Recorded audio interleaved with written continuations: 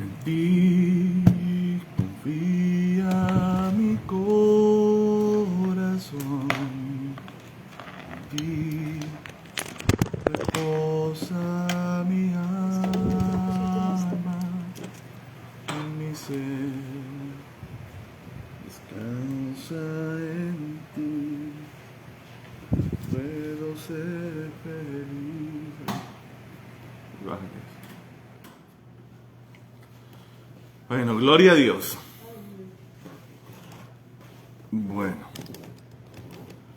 bienvenidos a un nuevo tiempo de estudio bíblico. Vamos a mirar hoy un tema que, si se logra comprender, pues es el secreto del éxito en la vida cristiana. Así que bueno, vamos a orar y vamos a empezar con la palabra, ¿vale? Luz Milita, pásate aquí para el frente, por favor, para que no me toque mirar para allá, por favor. ¿Es el título? ¿Te lo dices?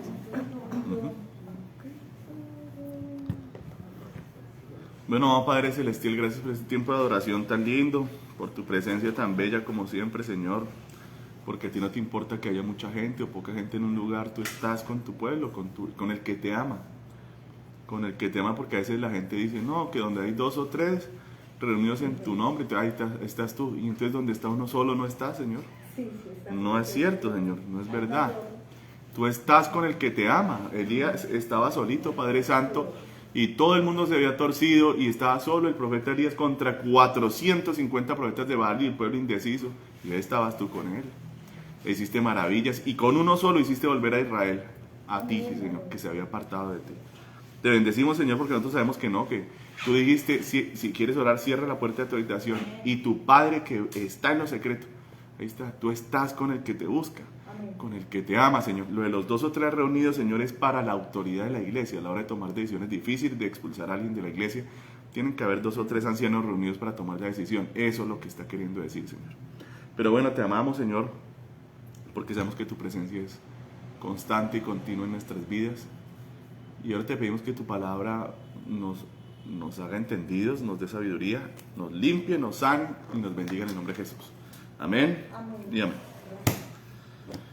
Bueno, el tema del día de hoy tiene que ver con el de hace 8 días, pero es diferente. Se llama la oración es la clave de todo. Amén. La oración es la clave de todo.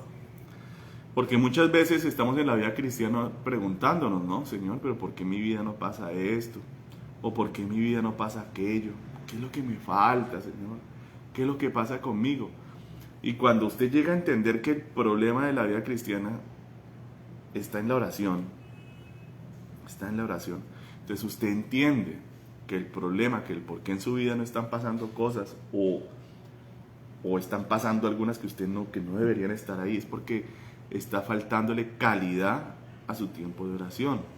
Entonces vamos a mirar un momento en la vida del Hijo de Dios, en un pasaje de Lucas, capítulo 11, en donde uno de sus discípulos le dice precisamente eso: Señor, enséñanos a orar, ¿verdad?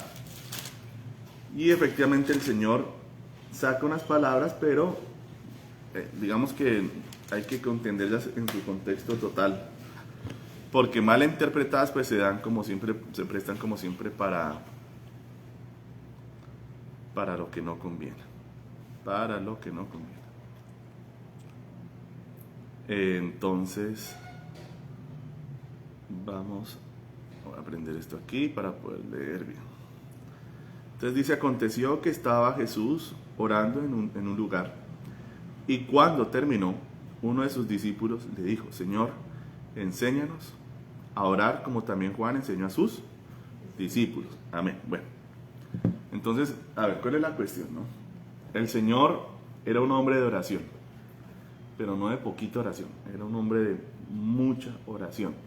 Y nosotros tenemos que entender que cuando Jesús se encarnó, cuando Él abandonó, digamos, su divinidad y decidió venir a este mundo, Él sufrió todo el proceso de un ser humano. O sea, no fue que Él cogió y se encarnó como lo puede hacer un ángel. Por ejemplo, en Génesis 6 dice la Biblia que los ángeles abandonaron sus moradas celestiales y vinieron y se encarnaron, ¿verdad?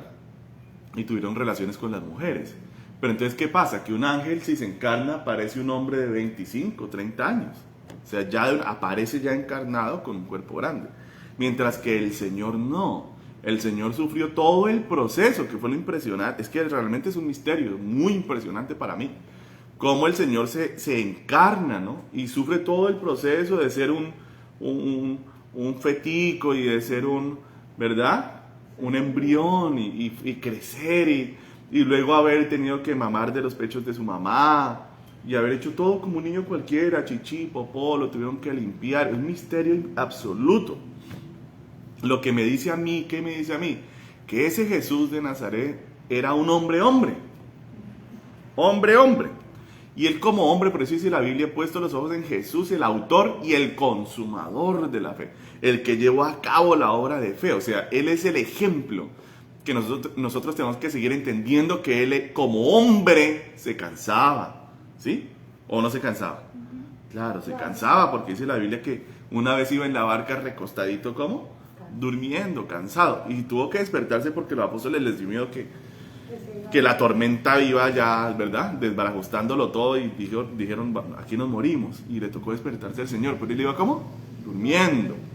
¿Será que él se atribulaba o no se atribulaba? Sí, dice la Biblia, dice, estoy angustiado, dice la Biblia, hasta la muerte, dice él. ¿Verdad? Cuando iba a ser crucificado, él sabía lo que se le venía. Entonces Jesús nos muestra cómo hace un hombre, como hombre, para vivir en la fe, y que esa vida de fe manifieste el reino de Dios. Porque ese es el problema, ¿no? No es solamente ser un buen hombre, sino que Jesús es un hombre que vemos en los evangelios que manifestaba la realidad del Dios de Israel, que ellos leían en su Biblia, en la Torá, pero que ellos no podían como demostrar esa realidad de Dios, ¿verdad? Si no apareció un profeta, un Moisés, un Elías, un Samuel que hacía ciertas cosas. Pero el Señor hacía cosas sin límite, diciéndonos a nosotros, miren lo que en el reino de Dios se puede hacer. O sea, esto es para todos nosotros. Por eso Él dijo, estas señales seguirán a los que crean en mi nombre, ¿verdad? Echarán fuera demonios. ¿Quién echaba fuera los demonios? El Señor. En mi nombre pondrán manos sobre los enfermos y ellos se sanarán. Hablarán nuevas lenguas, ¿verdad? Tomarán cosas mortíferas, no les hará ningún daño. O sea, mis seguidores, los que crean en mí, van a vivir la vida que yo he vivido. Eso es lo que está diciendo Jesús. Ahora, viene la pregunta, pero ¿por qué no vivimos muchas veces esa vida, verdad? ¿Qué nos falta, pastor? ¿Por qué no estamos manifestando el reino de Dios en cada paso que damos? Y entonces nos damos cuenta que a veces no estudiamos muy bien la vida de Jesús. En este caso, su vida de oración. Su vida de oración. Entonces, los discípulos, aquí en el capítulo 11 de Lucas, notan que el Señor Jesús es un hombre, ¿sí? Pero no es un hombre normal. Ellos notan que en su vida hay algo tan tremendo que limpia a los leprosos, que sana a los enfermos, que resucita a los muertos, que tiene gobierno y dominio sobre los elementos de la naturaleza. Ellos dicen aquí algo es impresionante. Y cuando viene el Señor de orar, date cuenta, viene de orar. Entonces uno de sus discípulos le dice, oiga, Señor, pues para nosotros ser como usted, enséñenos a orar. ¿Sí se dan cuenta? Enséñenos a orar. Pero el Señor Jesús aquí no solamente le enseña a orar a sus discípulos, ¿verdad? Sino que les dice cómo hay que orar. O sea, les voy a decir qué es lo que ustedes tienen que decir, y ahorita nos daremos cuenta cómo no es que les di un rezo, ¿no? Porque es que, a ver, es que es lo clásico del hombre, ¿no? El hombre siempre es carnal y está pensando en cosas de hombres y en cosas religiosas, ¿no? Entonces, para que ustedes me entiendan, la vida del judío está llena de rezos. Ustedes saben eso, ¿sí?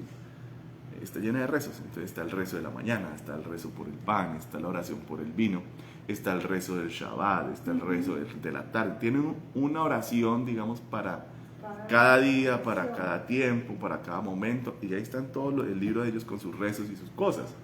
Entonces ellos con esta mentalidad de rezo, ¿verdad? Le piden al Señor que les enseñe a orar. O sea, ¿cuál es el rezo que tú haces? ¿O qué es lo que tú haces que tienes esos resultados tan impresionantes? Es lo que le está diciendo en el fondo. O sea, nosotros queremos tener tus resultados, así que enséñanos a orar, Señor. Entonces, Él les va a soltar el Padre Nuestro, ¿no? que la Iglesia Católica Romana en su religiosidad, porque ellos son una religión, pues tomaron eso como un rezo y también tienen todo un libro de rezos como cualquier otra religión del mundo. Por eso es que para ellos no es difícil unirse con los judíos, con los musulmanes, con los hinduistas, porque es que todas las religiones son el mismo revuelto con diferente aspecto, pero es la misma cosa. Y aquí el Señor entonces suelta el Padre Nuestro y Él dice, cuando oréis, decid, ¿cierto? Pareciera que fuera un rezo, se les está dando como una orden. Mira, dice, Padre nuestro que estás en los cielos, santificado sea tu nombre, venga tu reino, hágase tu voluntad, como en el cielo, así también en la tierra. El pan nuestro de cada día, dánoslo hoy, y perdónanos nuestros pecados, porque también nosotros perdonamos a todos los que nos deben. Y no nos metas en tentación, mas líbranos del mal. ¿Verdad? Hasta ahí parece un rezo, pero entonces, ¿qué es lo que pasa? Para uno poder entender la palabra de Dios, ¿sí? Tiene que uno meter esa oración en el contexto completo del Evangelio y de las cartas de los apóstoles y de los hechos de los apóstoles para entender si fue que el Señor nos dio un rezo o nos dio un modelo de oración. ¿Sí? ¿Qué fue lo que nos dio? ¿Nos dio un rezo para repetirlo como loritas o nos dio un modelo de oración? Entonces, ¿cómo llegamos al entendimiento de que es un modelo de oración? Fácil, porque no vemos nunca más al Señor ni orando así, ni enseñando a orar así, ¿verdad? En Juan capítulo 17, por ejemplo, se encuentra la oración del Señor Jesús más larga de todas las oraciones que quedaron registradas en los evangelios. Y no mencionó nada del Padre Nuestro. En esos momentos, lo que dijo fue, Padre, que te conozcan, a ti el único Dios verdadero y a Jesucristo, a quien tú has enviado, porque esa es la vida eterna, que te conozcan a ti, ¿verdad? Y dice, y oro por que sean uno como tú y yo somos uno, ¿verdad? Y dice, y oro también por aquellos, el Señor Jesús intercedió por nosotros, que habrán de creer en la palabra de estos, no han llegado aún, pero para que ellos también sean uno, como tú y yo somos uno, Padre. O sea, él oró por la unidad del pueblo de Dios. Y así sucesivamente, si usted sigue mirando, Jesús nunca más volvió a repetir el Padre Nuestro. Jamás Pedro volvió a orar así, jamás Pablo volvió a orar así. Nadie volvió a repetir el Padre Nuestro como un rezo. Lo que nos quiere decir que no les regaló un rezo, sino una oración modelo, un modelo. Hable así, Padre Nuestro. Primero, ¿a quién se va a remitir a usted, verdad? Incluya la alabanza, incluya adoración, incluya sus propias necesidades, incluya la pedida de perdón de sus pecados, ¿verdad? Y examine también si usted no ha perdonado a alguien.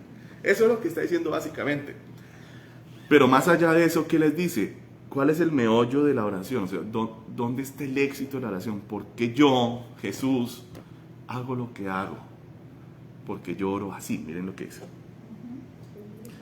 Les dijo también, ¿quién de vosotros que tenga un amigo va a él a medianoche y le dice, amigo, préstame 3 panes, porque un amigo mío ha venido a mí de viaje y no tengo que ponerle delante?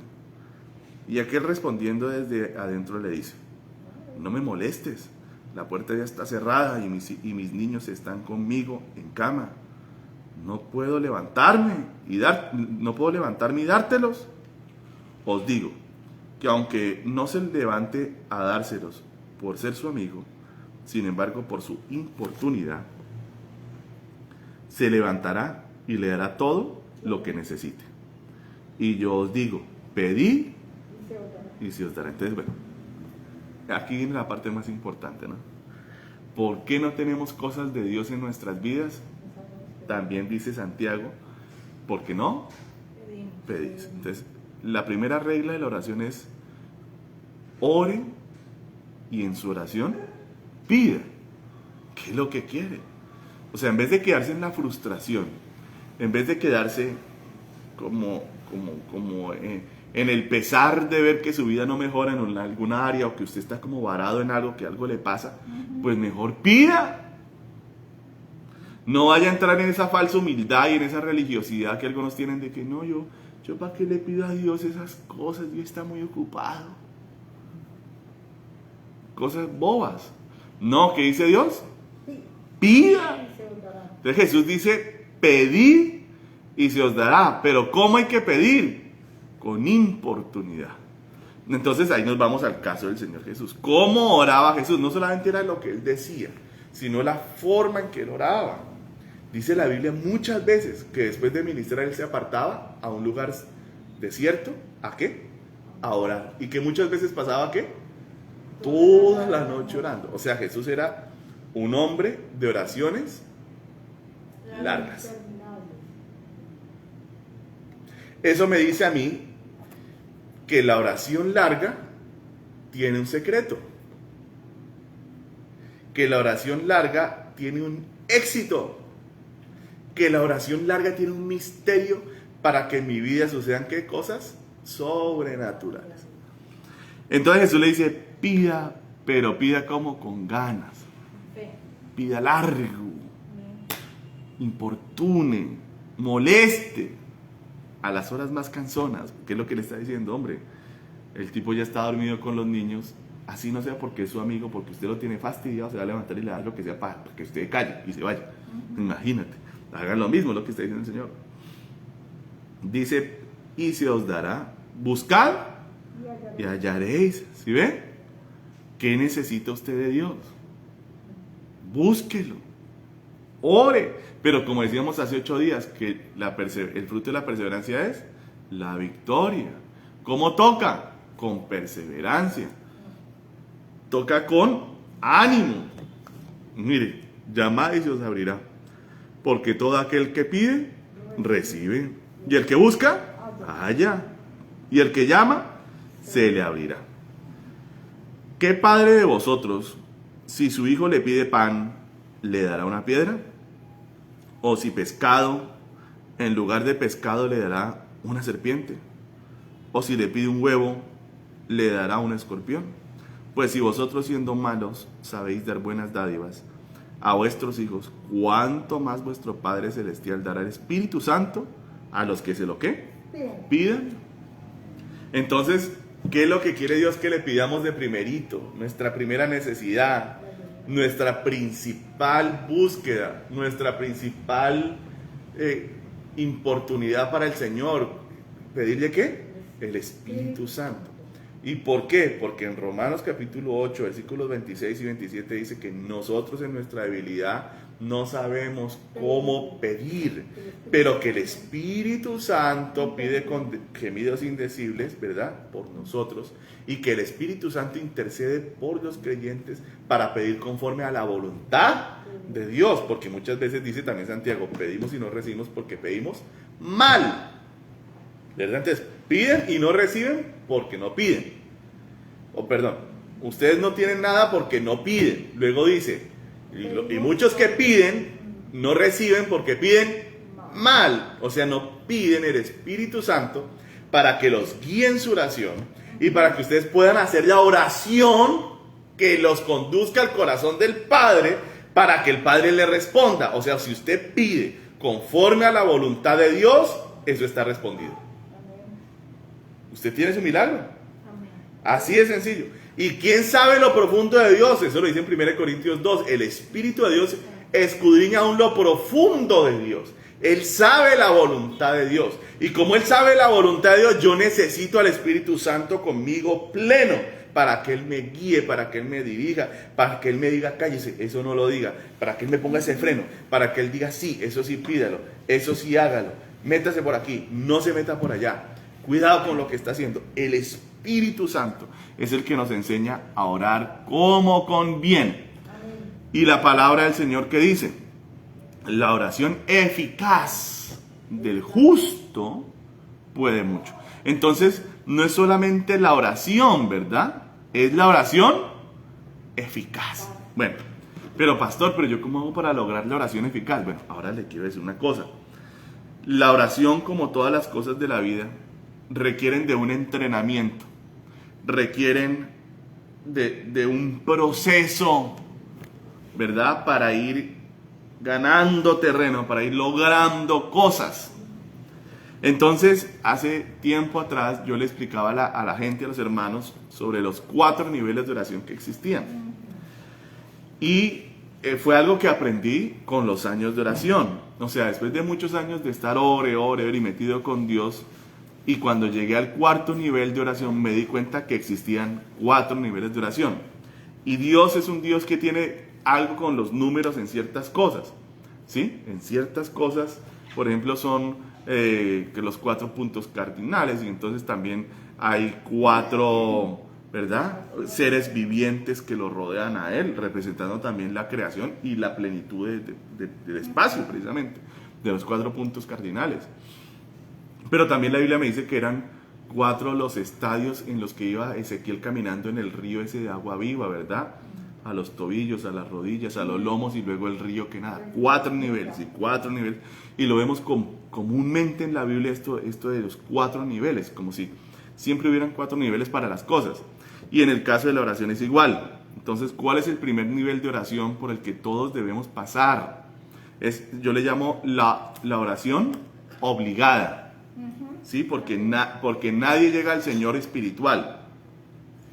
Es un proceso también. Todos llegamos carnales y no sabemos mucha Biblia y no sabemos ni qué pedir. Entonces la oración obligada es cuando yo me pongo unos horarios, ¿verdad? De tal hora a tal hora voy a orar. Voy a leer Biblia y voy a orar. La disciplina. La disciplina, que es el gran amigo de todo el que quiere algo en la vida. Y la disciplina y la perseverancia, como vimos hace 8 días, están ligadas. Que el fruto de la perseverancia es la ¿qué? La victoria. Pero no hay perseverancia si no hay disciplina.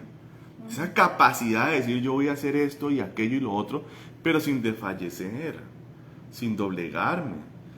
Sino que yo digo, a las 9 de la noche voy a estar orando. Llueva, truene o relampaguee, yo estoy orando. Chao, mijito, chao, mijita, me voy a orar, pero porque yo estoy buscando, tengo un objetivo, ¿verdad?, en mi vida.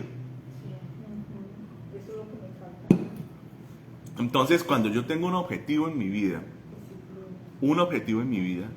entonces yo voy tras de él, ¿verdad? Yo voy tras de él. Y la disciplina es como un carro que me lleva a esa victoria grande. Entonces, ¿qué quiere usted en su vida con Dios? Sea lo que sea, póngale disciplina a eso. Padre mío, de ahora en adelante a tal hora estoy buscando tu rostro, hasta que yo alcance tal bendición, hasta que yo alcance esto, hasta que yo alcance aquello. En mi caso, yo quería transformarme, convertirme en un hombre de oración. Yo quería convertirme en un hombre que conociera a Dios profundamente. Y yo entendí que para eso tenía que orar, y tenía que orar mucho, pero yo no tenía mucha oración. Entonces voy a empezar a orar 15 minutos al día.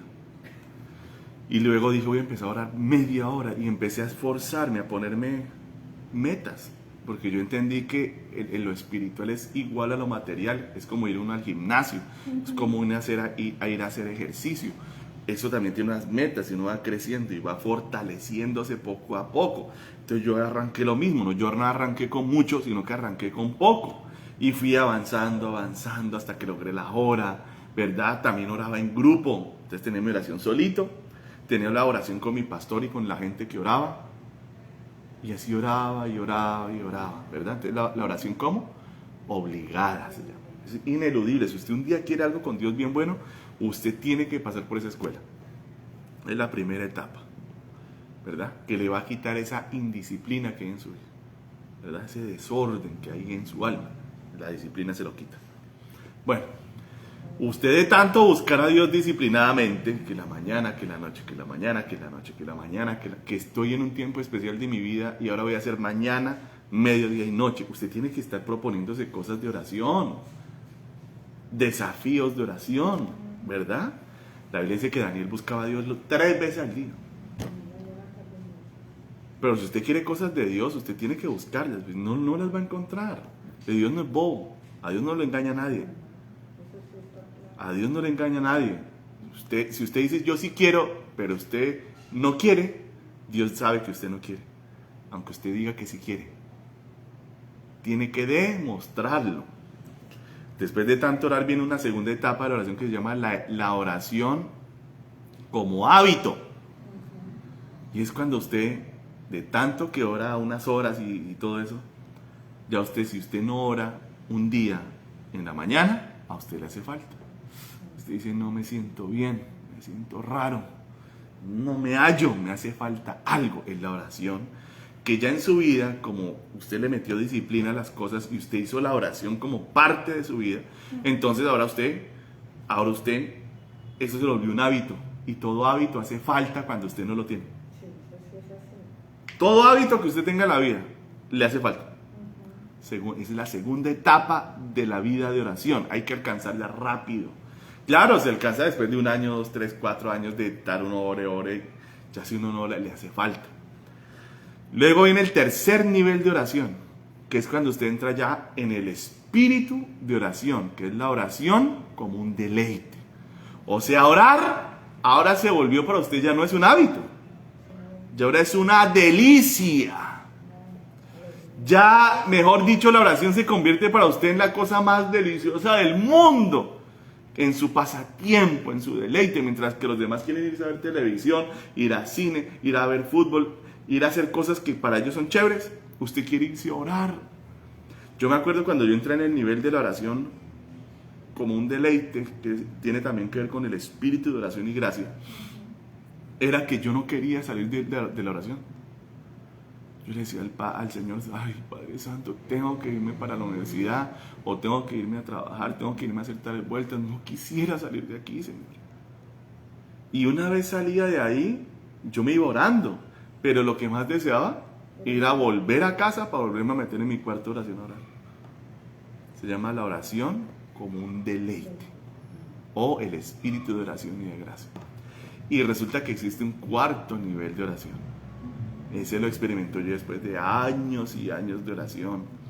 Se llama la unidad con Dios. Y es cuando usted de tanto orar, usted se funde con Dios. El pecado desaparece, ni siquiera pensamientos malos llegan. Que a mí me habían dicho que eso era imposible. Que siempre llegaban pensamientos malos, pero que uno los espantaba. No, si usted llega a la unidad con Dios, ni siquiera los malos pensamientos llegan a su mente. Si usted se funde con Dios y todo el tiempo está pegado a Él. Es una comunión, aunque usted no hable, aunque usted ya no ore, usted va en comunión con Dios a toda hora y en todo lugar. Se llama la unidad con Dios. Es extraordinario lo que uno... ser uno con Dios. Esa unidad con Dios es la cosa más extraordinaria que existe en este mundo. En ese nivel vivía Jesús. Ese era el nivel de los apóstoles. Ahí uno entiende qué era lo que ellos vivieron. Ahí es donde uno lo llega a entender. La gloria de Dios sobre uno a toda hora. Ahí se cumplen todas las promesas de Dios de que nosotros somos el templo, de que nosotros somos el altar. Va la gloria de Dios sobre nosotros como si nosotros fuéramos el templo de Dios. Ahí va con nosotros. Y donde usted se paraba y donde yo me paraba y oraba, ¡pum! Ahí ¡pum! Descendía la gloria de Dios. ¡Pum! El Espíritu Santo impactaba a la gente, sin importar que fuera el lugar de pecado más horrible. Pues yo oré por gente en el pleno barrio de Santa Fe y Dios los tocaba en la calle. El lugar más pecaminoso que ese no hay en Bogotá. Y ahí Dios los tocaba a la gente. Las prostitutas, cuando les íbamos a predicar, se cubrían. Les daba pena, hermano, de vernos, no de predicarles, de vernos. Era la presencia de Dios con nosotros. La unidad con Dios. Entonces, es fácil. Usted quiere grandes victorias en su vida cristiana, usted quiere alcanzar grandes metas, arranque desde el primer nivel. Arranque desde el primer grado, no se lo salte. No piense llegar a 11 si no ha pasado por primero y primaria. Vaya y matricúlese en primero. Y vaya y alcance las promesas de Dios, que Dios las tiene para usted. Dios no se las va a dar al uno y al otro se las va a negar. No, si usted tiene el mismo corazón del otro, Dios se las va a dar también a usted, pero tiene que disciplinarse. Póngase un horario. De tal hora a tal hora estoy orando, Señor, y no te fallo. Ahí Dios quiere ver ese compromiso. Dios quiere ver esa lealtad, esa realidad, pues, de que la cosa es seria. Es como cuando uno tiene una novia y está pensando en casarse, ¿verdad? ¿Qué ve uno en el noviazgo? ¿Qué ve uno en la relación? Pues si esa mujer es fiel o no, si esa mujer es real o no, si ese hombre es pura palabrería, o si de verdad si la ama o no lo ama o no la ama, si es fiel, si es infiel, cómo es. Pero imagínense, muchas veces las personas, hermanos, se van a casar y la noche antes de casarse van y se largan por allá, que es que despedida de soltero, de soltera, y va la señora y se va por allá que con un amigo del pasado a verse con él. Yo, como lo dije antes y lo digo ahora, no me caso. Yo no me caso con una mujer así. Entonces la noche antes de irnos a casar, usted va y se queda allá en la casa del tipo y uno le tiene que creer que no pasó nada. No, Cornelio, el venado, ¿sí o no? Se casó don Venancio, don Cornelio, el venadito, mano, puros cuernos. No, esos son cuentos. Y con Dios es igual. Eso no es solamente hablar, eso no es solamente decir, eso no es solamente buena intención. Hay que poner mano a la obra. ¿Me quieres orando? ¿Quieres que te demuestre que yo quiero el Espíritu Santo? Aquí estoy. De tal hora a tal hora y de tal hora a tal hora, Señor, y no te fallo. Un mes entero. Ahí me meto. Pero tienen que haber esas propuestas radicales, firmes. Ahí voy a estar, Señor.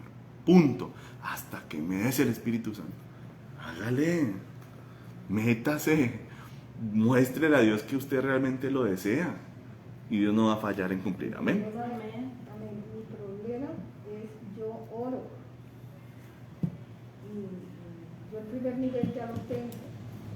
El segundo nivel, en ciertas ocasiones yo logro ese deleite. No siempre yo, pero yo sí logro ese deleite. Pero a mí me falla ese, y en eso es que yo no tengo una hora exacta. Pero yo, mi oración por la mañana, yo sé que cuando yo no oro por la mañana yo me siento vacía todo el día. Entonces ya ese es el segundo nivel, sí. Sí, yo por eso yo digo, sí. Pero entonces a mí me falta, yo a veces le digo, Señor, a las 5, Él me despierta, el Señor me despierta. Pero por eso le digo yo. Ah, pero no logras levantarte, no. Ahora está en la escuela del primer nivel. Sí, no lo Todavía la carne no, Exacto, Loreta. la carne. Todavía la carne está ahí en control y en gobierno. Sí, sí. El día que usted ya logre, Dios me levantó y me levanté, ya va en el segundo. Sí. El tercero es cuando uno no quiere dejar de orar, que toca sacarle una pata de la casa para que salga del cuarto de oración. Es un tipo que no quiere salir de orar. Es una cosa sobrenatural además. Es el tercero. Entonces, pero hay que matar primero el primer nivel. ¿Y cómo? Pues cuando ya... A mí me pasaba igual. El Espíritu Santo yo le decía, despiértame a tal hora que me pongo a orar. Hoy, ¿verdad? Me tocaba el hombro. Y yo cojo y me despierto. Me desperté y decía, uy, no, otro ratico. Sí. Y contristaba el Espíritu Santo.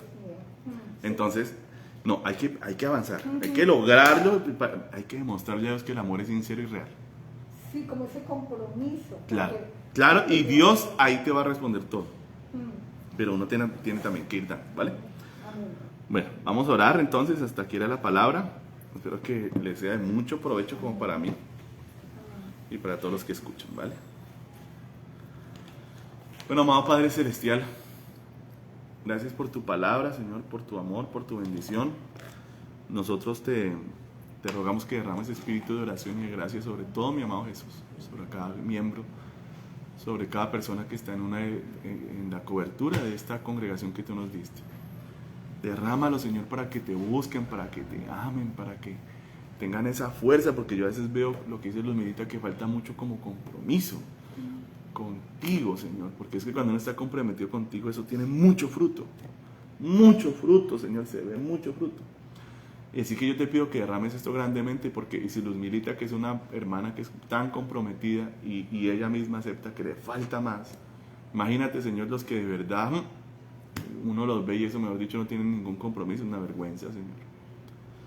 Glorifícate, Dios, y te pongo ahí a mis hermanos en tus manos, te pido, levántanos, danos espíritu de oración y fortalécenos, Señor, porque sabemos que en la oración está el secreto de la vida cristiana. No hay cosa que no alcancemos orando. Orando todo se puede, Señor, todo, hasta lo más imposible se logra. Ayúdanos, Señor, en el nombre de Jesús. Amén. Y amén. Bueno, Dios me las bendiga, Dios las guarde. Chao, chao.